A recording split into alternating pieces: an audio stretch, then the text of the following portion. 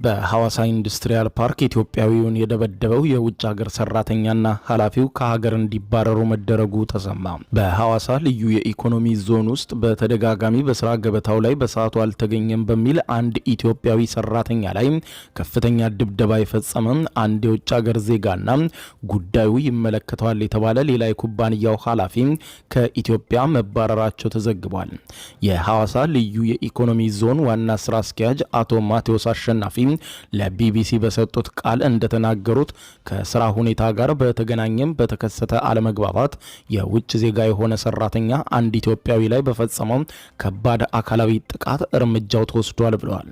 ክስተቱን የሚያሳይ ተንቀሳቃሽ ምስል በማህበራዊ ሚዲያዎች ላይ በስፋት መጋራቱን ተከትሎ ጥያቄና ቁጣ የተፈጠረ ሲሆን የኢንዱስትሪ ፓርኮች ልማት ኮርፖሬሽን ድርጊቱ ተቀባይነት የሌለውና አስፈላጊው እርምጃ እንዲወሰድ እንደሚያደርግ ገልጿል።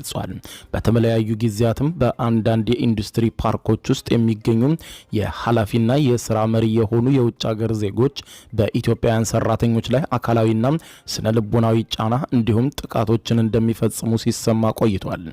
የሐዋሳ ልዩ የኢኮኖሚ ዞን ዋና ስራ አስኪያጅ አቶ ማቴዎስ ለቢቢሲ እንደተናገሩት ድብደባው መፈጸሙን እንደታወቀ ተጎጂው ሰራተኛ የሕክምና ድጋፍ እንዲያገኝ መደረጉን እንዲሁም አስፈላጊውን መረጃ ተሰብስቦ በጥፋተኞቹ ላይ ተገቢው እርምጃ እንዲወሰድ ተደርጓል ብለዋል።